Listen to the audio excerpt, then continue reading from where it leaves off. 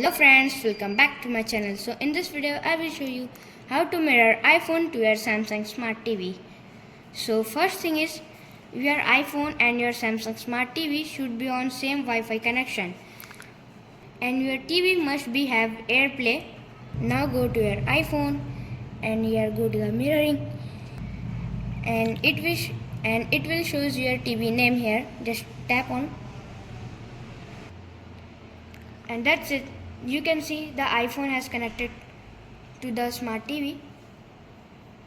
I don't feel any lagging and delay issue. It's working perfectly. If you want to stop the mirroring, just go to the mirroring here and tap on and here stop the mirroring. So that's it. Thanks for watching guys. See you next time. Please like, share, subscribe. Bye.